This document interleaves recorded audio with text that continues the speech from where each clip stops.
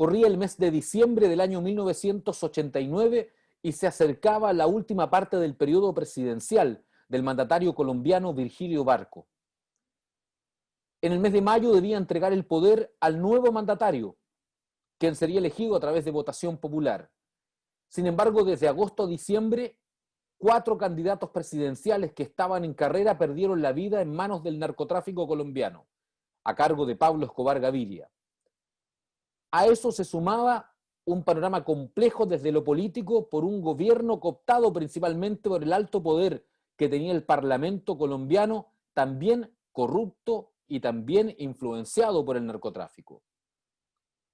En una universidad colombiana, privada y estatal, comienza a germinar la semilla de lo que sería un movimiento estudiantil que forma parte hoy día de la historia republicana colombiana.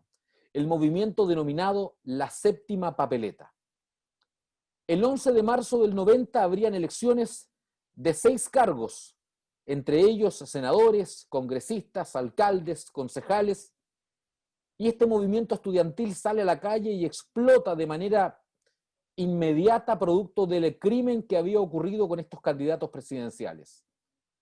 Enarbolando banderas de paz y de cambios constitucionales, exigen una asamblea constituyente que busque cambiar las reglas del juego y que dé real poder al gobierno por sobre el narcotráfico. Era la manera que tenían estos jóvenes de manifestarse en contra de una sociedad que ya estaba agotada de los abusos, principalmente de los narcotraficantes colombianos, que incluso meses antes habían votado una reforma constitucional del presidente Barco que impedía la extradición a países donde eran juzgados producto de sus delitos por la venta ilegal de drogas.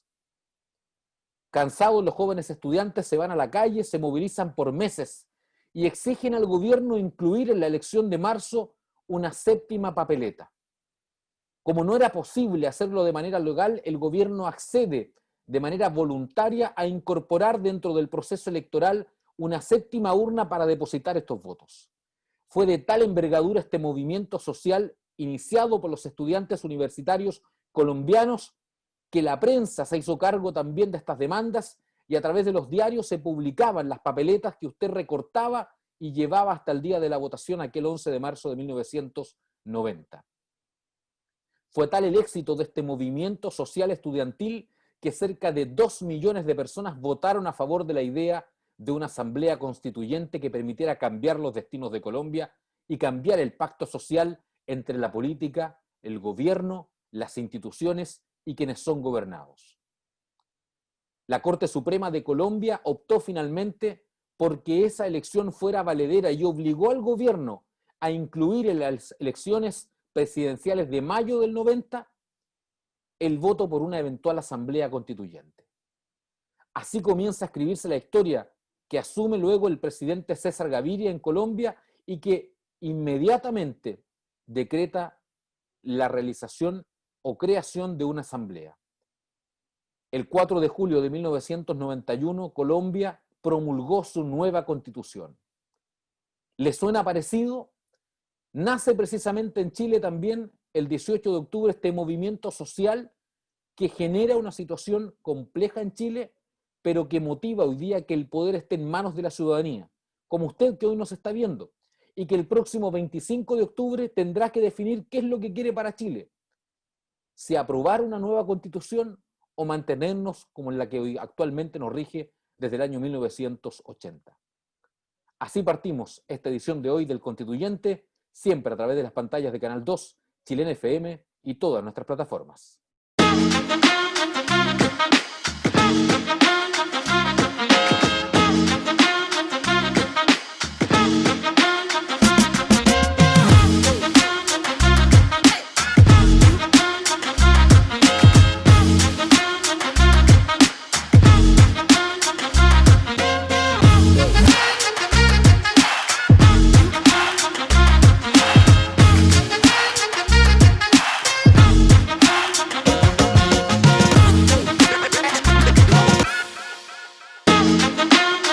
¿Qué tal? ¿Cómo están? Bienvenidos a este nuevo espacio del Constituyente, donde lunes a lunes vamos conversando sobre este día histórico que vivirá Chile el próximo 25 de octubre.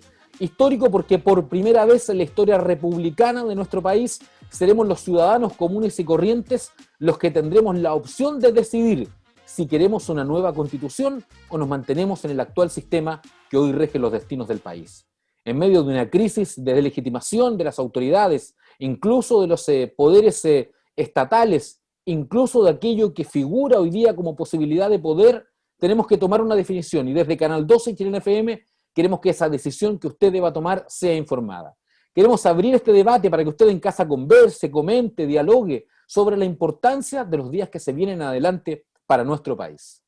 Por eso el invitado de hoy en esta jornada de día lunes es un hombre que ha estado presente en los medios de comunicación en las últimas semanas, llevando a cabo, por cierto, opiniones en torno a este proceso constituyente que se vivirá en el plebiscito nacional del 25 de octubre. Y lo que el ciudadano ve es precisamente, por ejemplo, que el sistema político es un sistema sistemáticamente ineficaz, que no puede, no sé si no puede actuar, lo que el ciudadano ve es que no actúa. Es decir, ¿cuánto tiempo se viene anunciando que hay una bomba de tiempo en el sistema de pensiones porque el 10% es muy bajo, las tasas de rentabilidad, etcétera? Eso no es una cosa que surgió ayer o hace un año o hace 5 años. Esto se viene diciendo desde hace 10 o 15 años. ¿Por qué el sistema político no puede enfrentar esta cuestión? ¿Por qué no puede hacerlo con previsión? ¿Por qué no puede discutir cuestiones que no sean solamente si aumentar la capitalización individual, etcétera? Ahora, como consecuencia del estallido, surge la posibilidad de un 3% de ahorro colectivo. Pero antes de eso, lo que estábamos viendo era que iba a ser 4 puntos adicionales, pero de ahorro individual, o sea que iba a ratificar el sistema de ahorro individual. ¿Por qué los chilenos no podemos tener una discusión de verdad sobre si necesitamos un sistema que sea, cuyo aporte, cuyo pilar contributivo sea puro ahorro voluntario, o tener un sistema más en línea con lo que existe en el mundo? Es abogado, especialista en constituciones, es constitucionalista, es profesor de la Escuela de Derecho de la Universidad de Chile, es doctor en Derecho Constitucional de la Universidad de Edimburgo, es Fernando Atria, el invitado a esta conversación de hoy y reflexión del constituyente.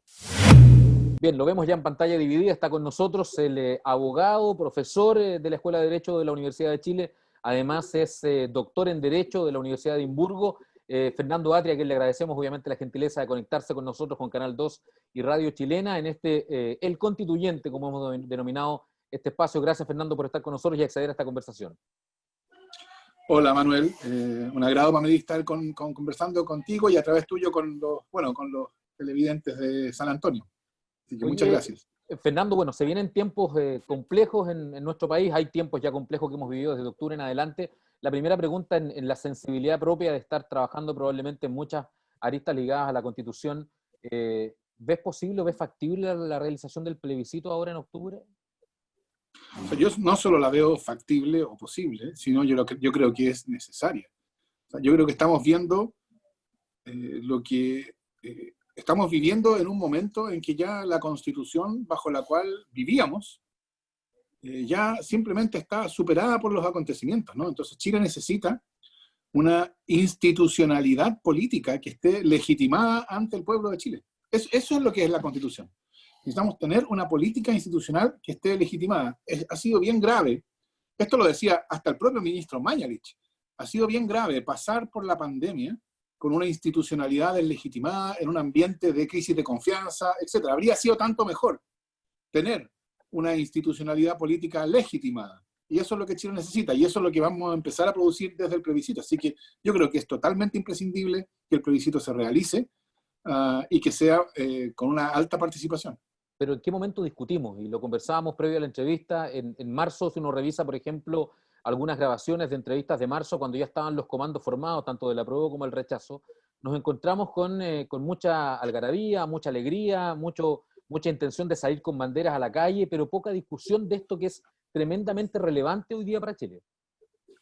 O sea, yo no estoy totalmente de acuerdo con eso, Manuel. Yo creo que antes de que se declarara la emergencia sanitaria, yo creo que en las bases, en el pueblo, había un nivel de conversación constituyente que yo no lo había visto nunca. O sea, en cabildos, plazas, calles, sindicatos, federaciones estudiantiles, estaban produciéndose oportunidades de conversación sobre la nueva Constitución. Que las vimos ahora, es también. verdad. Perdona, las vimos también durante el gobierno de la presidenta Bachelet, pero que no llegaron a buen puerto. Por cierto. O sea, primero creo yo que lo que estaba pasando antes de marzo en Chile era mucho más intenso que lo que pasó durante el gobierno de Bachelet. Pero lo que tú dices es verdad, por cierto, que el intento que se hizo bajo el gobierno de Bachelet fracasó. Yo creo que hay que decirlo así, fue un fracaso. En términos constituyentes, fue evidentemente un fracaso. Y por eso ocurrió el estallido. Si esto hubiera podido ser enfrentado antes, no habría ocurrido el estallido. Pero en todo caso, a pesar de que yo tengo esa impresión de lo que pasaba antes de la emergencia sanitaria, yo estoy completamente de acuerdo contigo en la necesidad de crear espacios de conversación constituyente. Así que yo celebro pero espero que como florezcan muchísimos más. Y yo creo que va a pasar que a medida que vaya acercándose el proceso constituyente y de algún modo bajando el grado de la emergencia sanitaria, yo creo que va a ir resurgiendo esta necesidad de conversar sobre la Constitución. Te lo pregunto y me desvío un poquito al tema político, pero ¿fracasa el proyecto de Bachelet? ¿Por qué? Porque hay gente, y lo decía Jaime Baza, por ejemplo, hace algunos días en una entrevista, porque hay gente de la nueva mayoría o concertación que se sentía cómoda bajo este formato de la actual Constitución. A ver, yo creo que seamos justos. El proceso, la pretensión constituyente de Bachelet se enfrentó a efectivamente dos grupos de enemigos. Desde luego la derecha.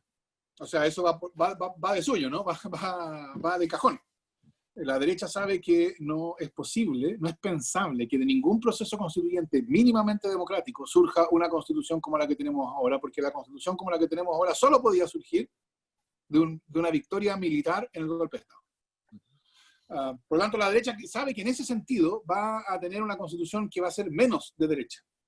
Y por lo tanto, se opone.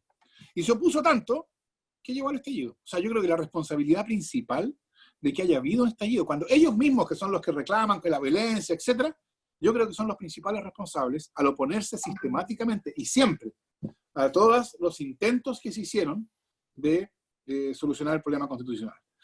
Habiendo dicho eso, pero es muy importante decir eso primero, porque lo que viene ahora no debe ser entendido como exculpar a la derecha, ¿no? La responsabilidad principal es la derecha que primero impuso esta constitución y luego la ha defendido con dientes y uñas.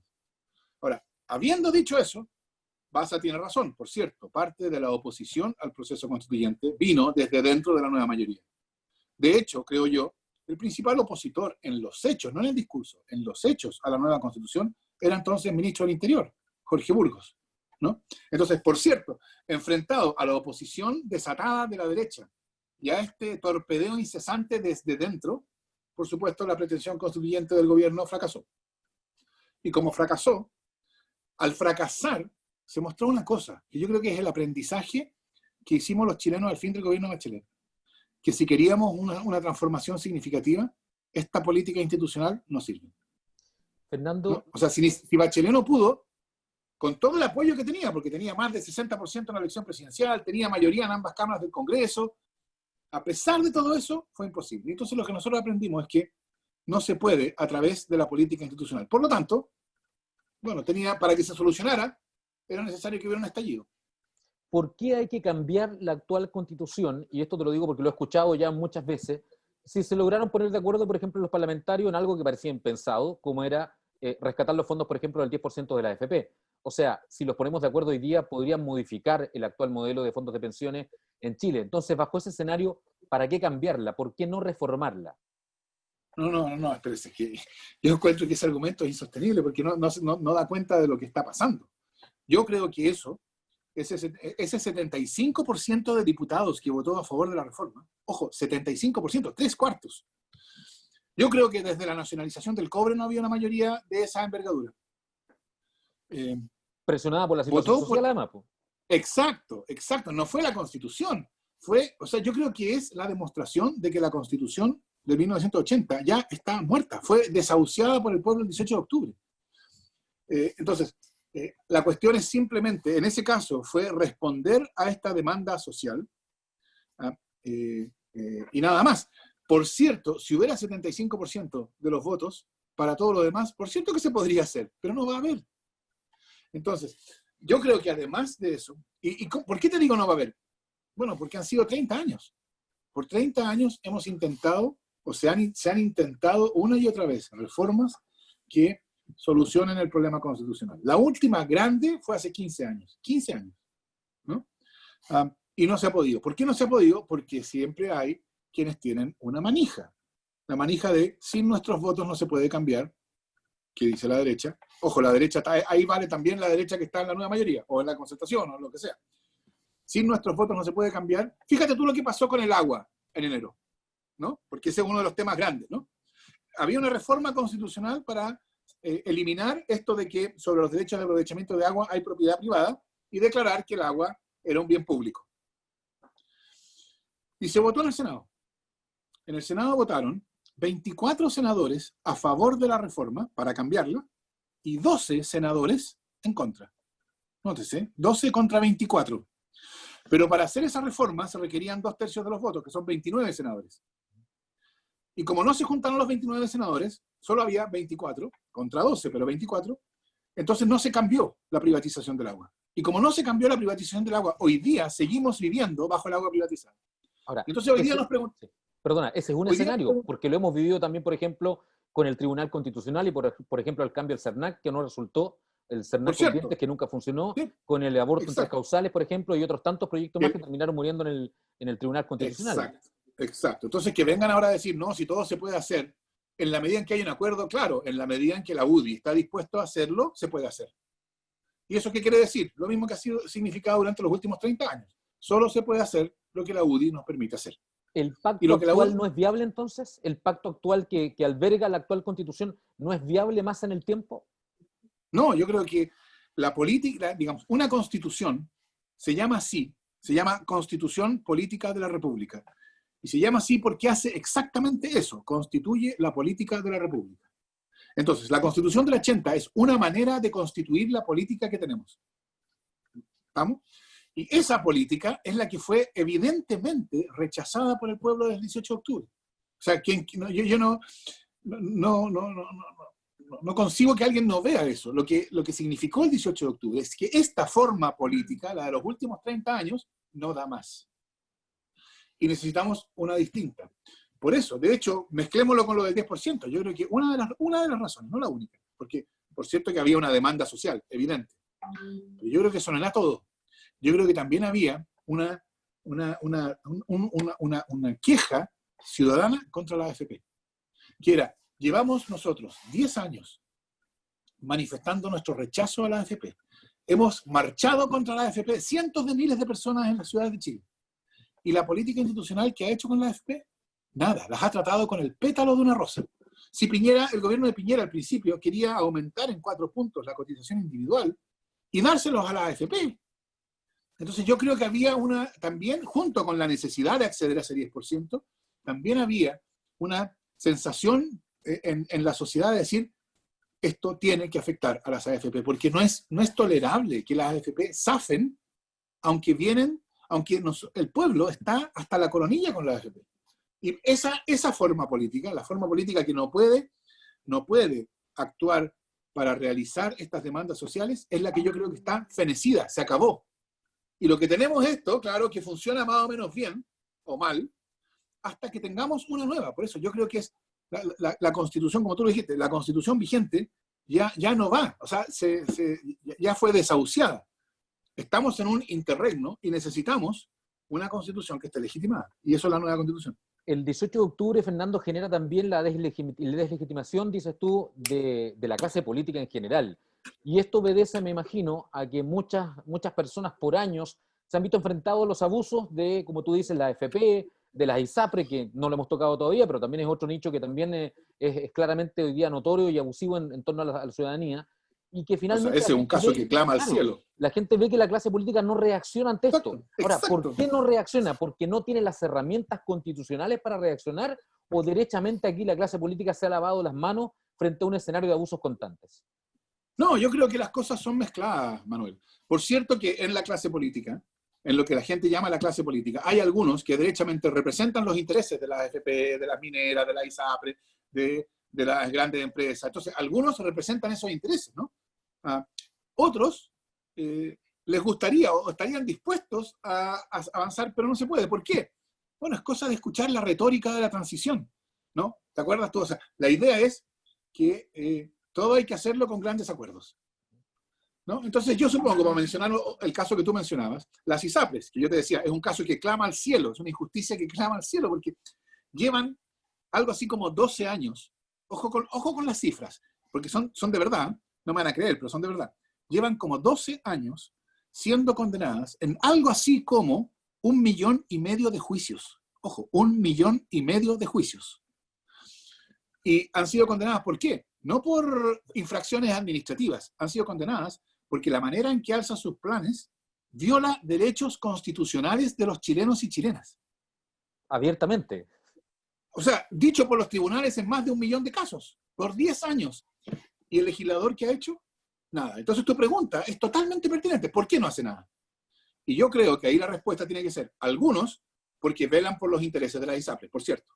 Pero otros, porque están todavía esperando que haya un gran acuerdo. Y ese gran acuerdo tiene que incluir a los primeros, ¿no? A los que velan por la ISAPRES. Y entonces ese gran acuerdo no va a llegar. Y si llega ese gran acuerdo, solo va a ser el acuerdo que las ISAPRES están dispuestas, ¿no? Entonces va a ser un acuerdo que no los va a afectar mucho.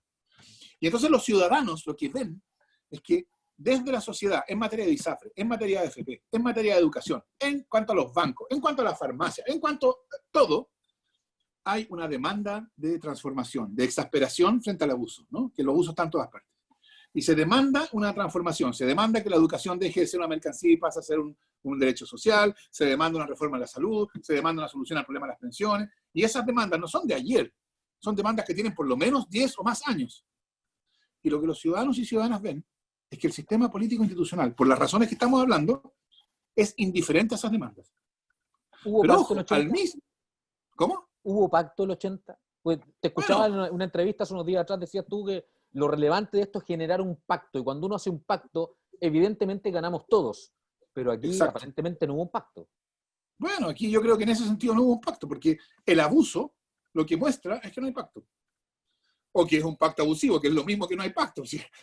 O sea, la idea de un pacto es que tú y yo estamos en igualdad de condiciones y llegamos a un arreglo y que tú dices que sí porque te beneficia a ti y yo digo que sí porque me beneficia a mí, y entonces nos beneficia a los dos.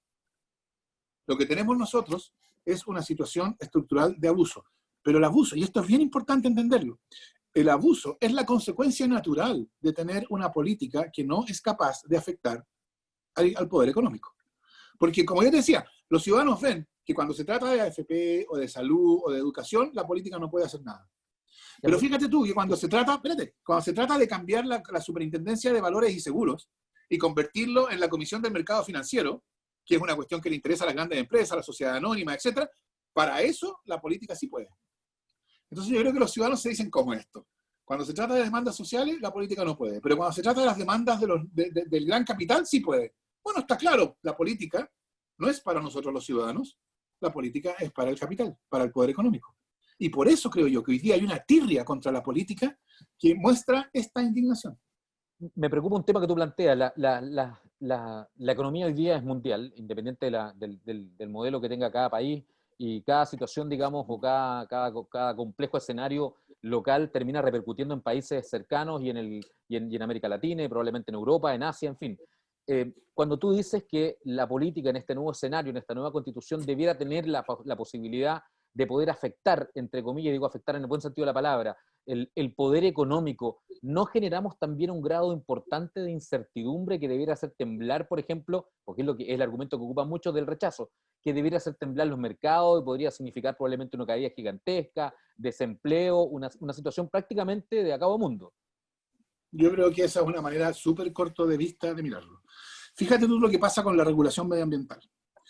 Y bueno, y usted, como sabemos, la regulación ambiental, por las razones que hemos estado discutiendo, es una regulación que es extraordinariamente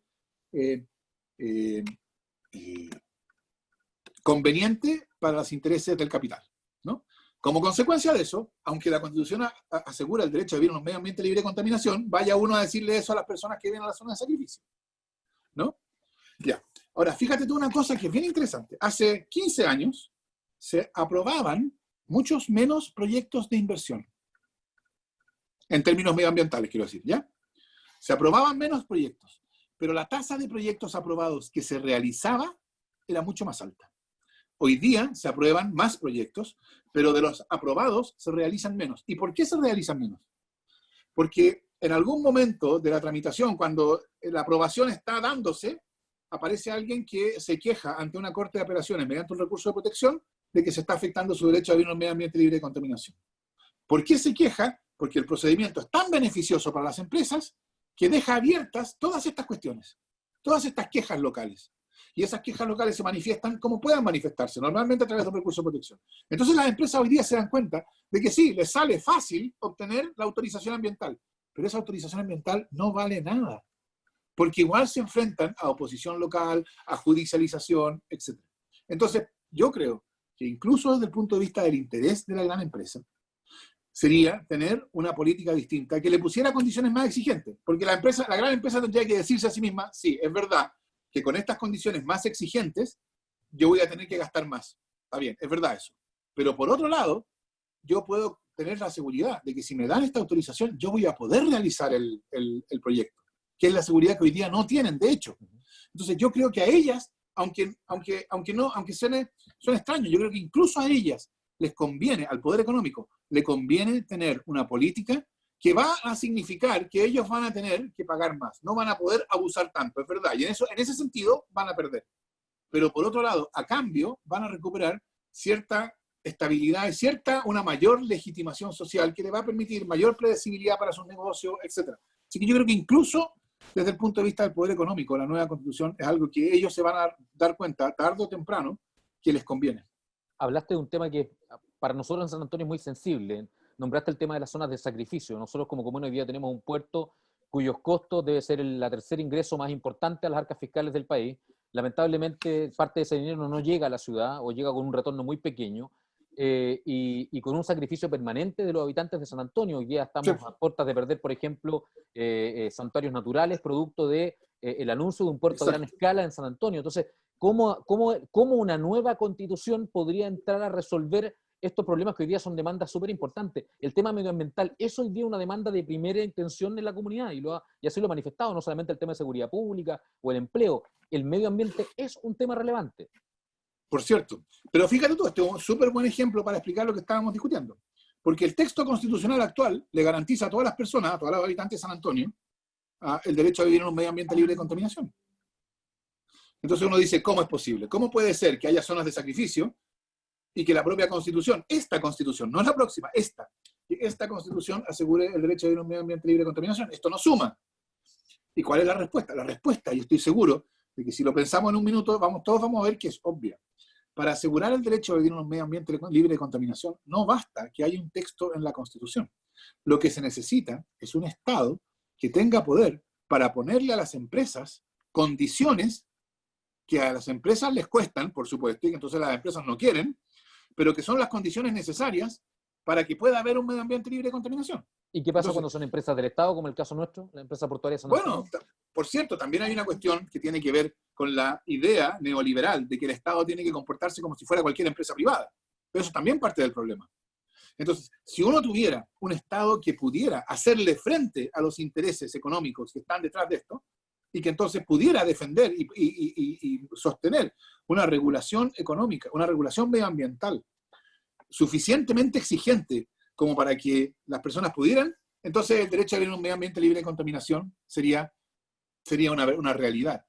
Los derechos constitucionales, lo importante de ellos, para que sean verdad, el punto no es que estén escritos en la Constitución.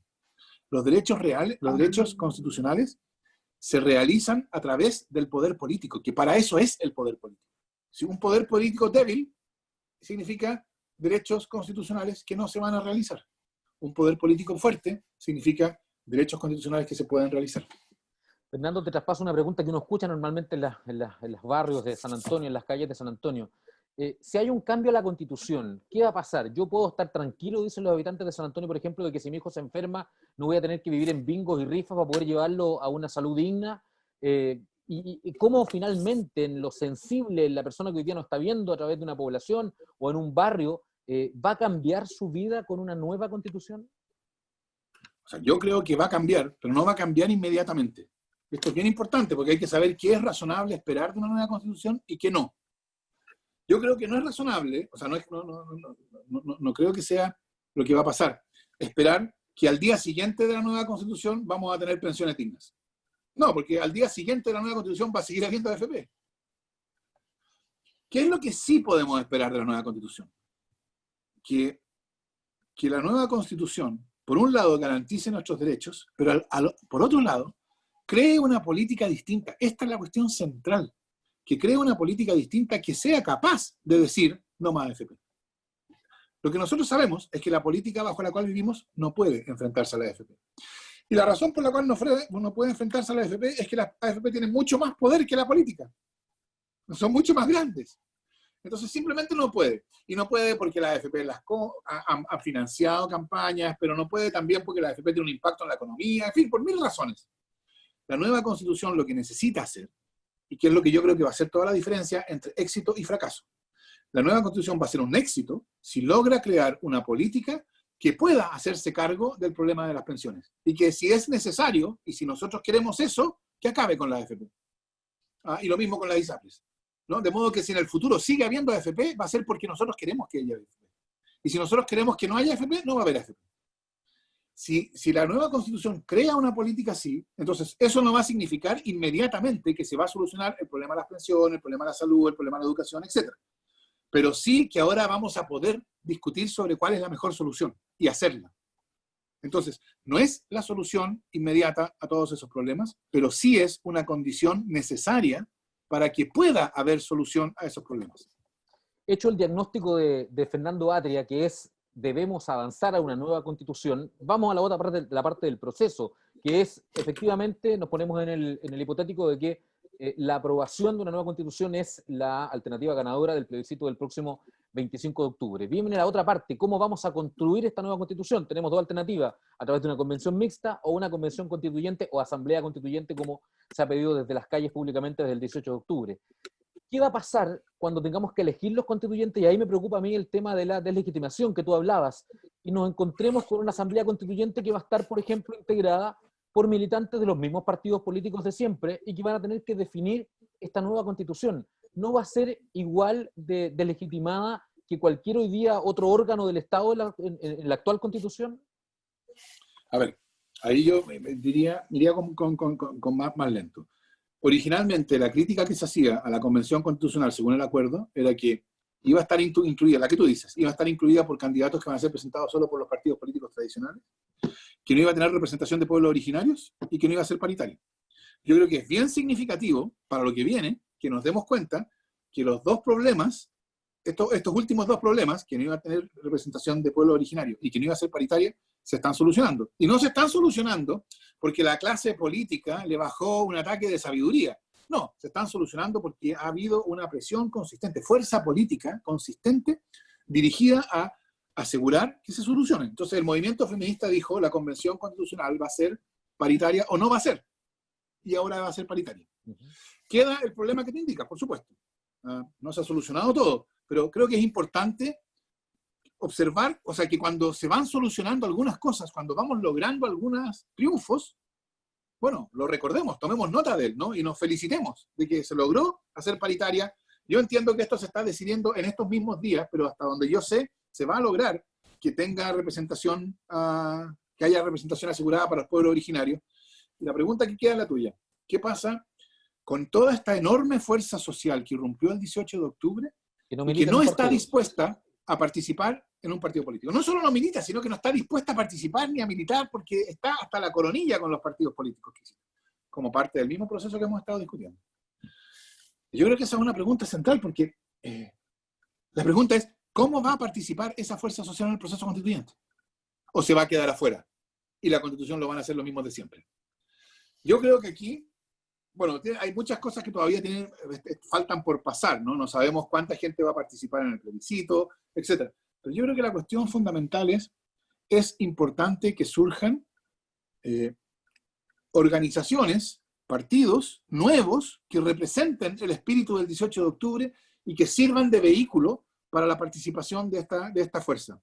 Y yo aquí debo declarar un cierto interés, ¿no? Porque yo estoy participando precisamente en una iniciativa que está en esta dirección, que se llama Fuerza Común. Y yo invito a las personas que nos están oyendo o viendo que vayan a fuerzacomún.cl y se informen de esto, porque esto es una posible solución para esto, que es que surjan partidos que no son partidos anteriores al 18 de octubre, o sea, que no participaron de la política del 18 de octubre, sino que corresponden más bien a la política que comienza el 18 de octubre, y que sirvan esos partidos de vehículos para que pueda llegar a la convención esa enorme fuerza social que hizo posible el proceso constituyente.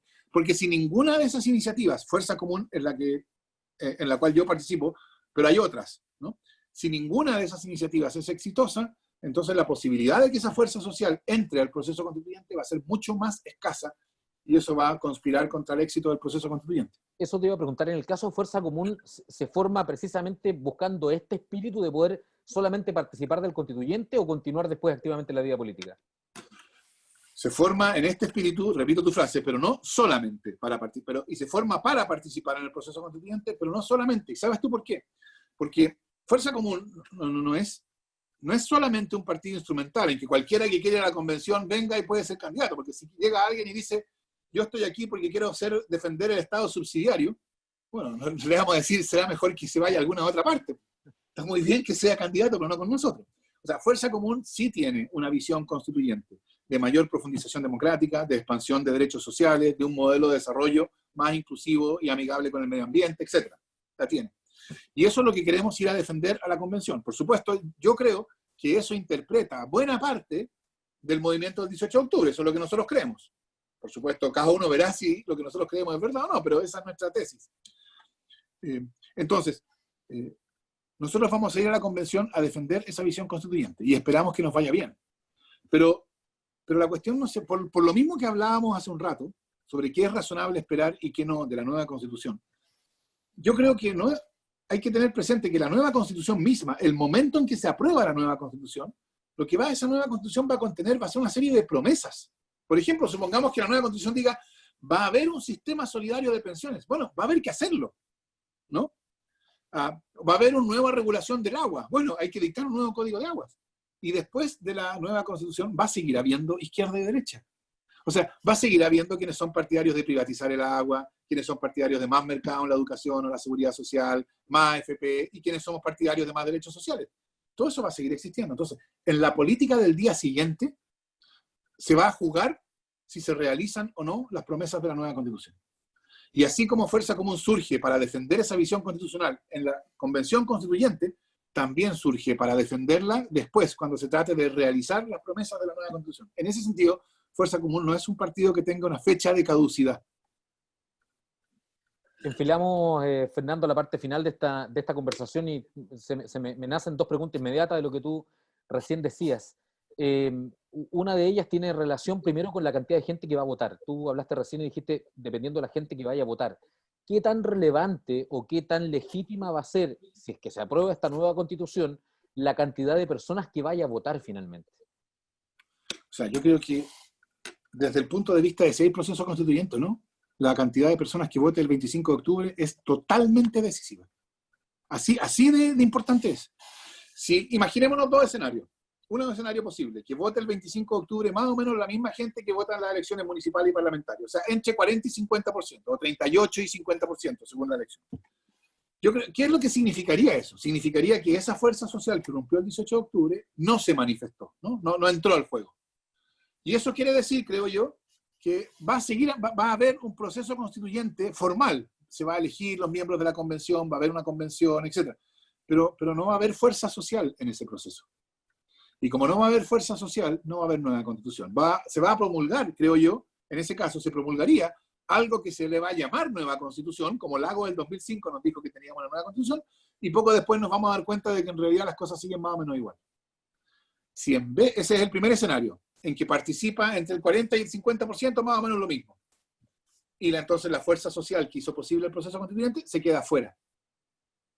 Ahora, si en vez de eso lo que participa es, no sé, digamos, 80 o 90%, lo que eso significaría es que la fuerza social que rompió el 18 de octubre decidió sumarse en masa al proceso constituyente, ¿no? Y lo valida. Y entonces, ¿cómo? Lo valida inmediatamente. Lo valida, por cierto, pero además de validarlo, hace que en ese proceso haya fuerza social, ¿no? Que esté la fuerza que abrió el proceso constituyente. Y si hay fuerza social ahí, entonces, creo yo, sí podemos esperar que de ahí surja una genuina nueva constitución. Entonces, yo creo que la participación popular en el plebiscito del 25 va a fijar si el proceso constituyente por venir va a ser un proceso constituyente de verdad o va a ser un proceso constituyente que va a terminar en una reforma constitucional más. Así de importante creo que es.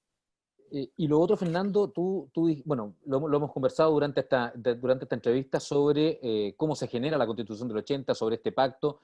Algunos la consideran una constitución absolutamente partidista que representa solo una gran minoría, una pequeña minoría del país y que evidentemente pone las reglas sobre la gran mayoría de Chile.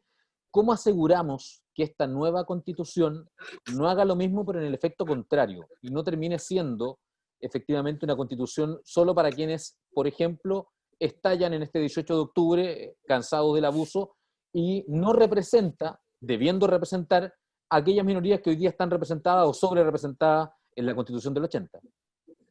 Bueno, es que eso no va a poder ser así.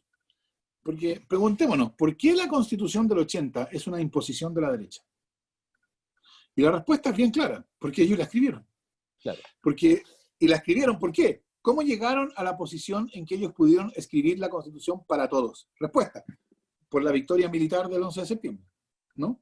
O sea, no nos veamos la suerte entre gitanos, si eso es lo que pasó. ¿Qué significa esto? ¿Cuál es el significado político de una victoria militar?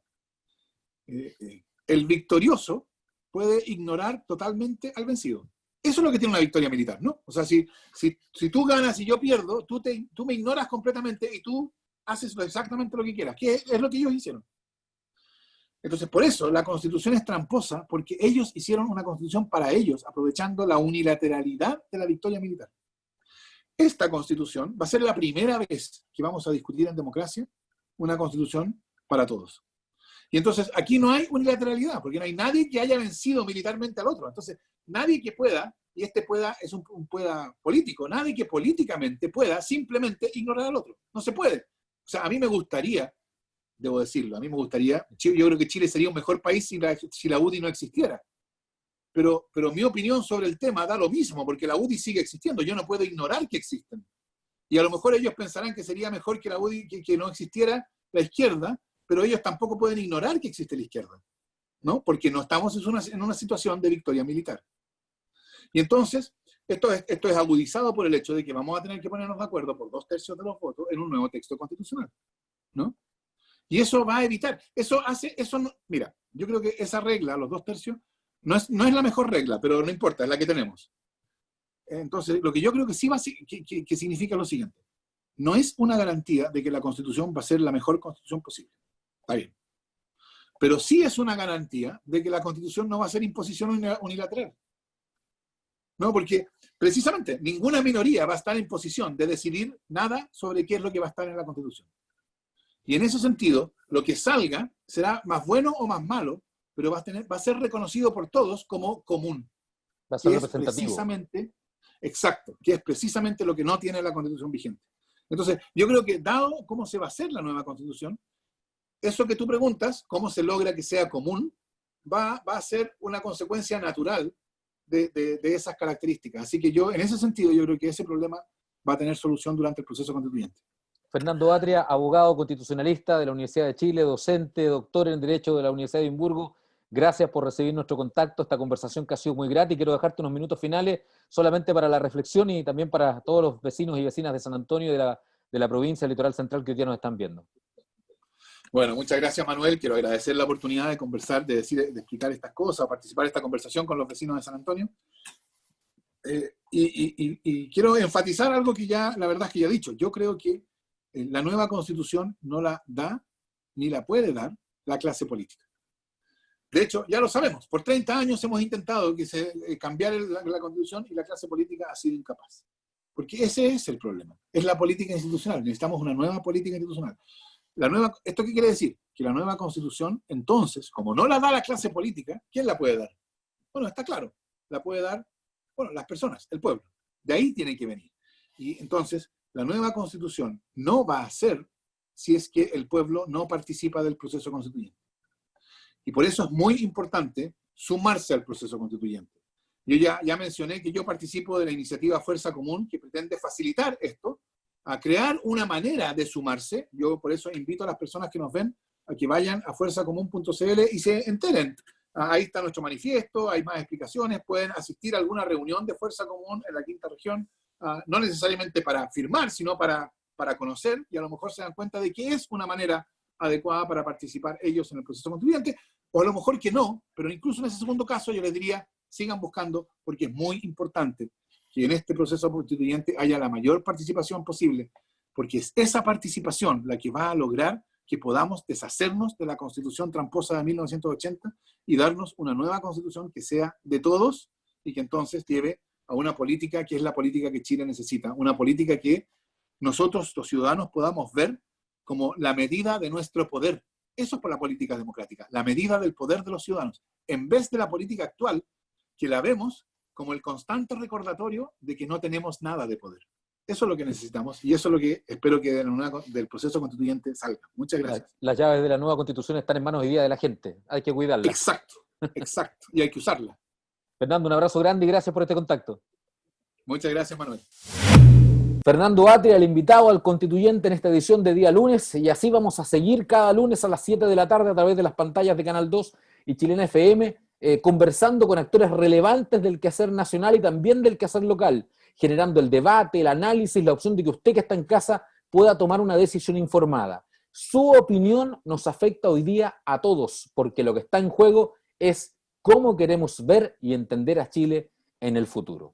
No se olvide que la cita es cada lunes a las 19 horas aquí en las pantallas del canal y a través de las ondas de Chilena FM y todas nuestras plataformas que nos permiten conectarnos cada lunes con ustedes. Gracias por estar ahí, un abrazo virtual y debata, convérselo en familia, discútalo con sus amigos.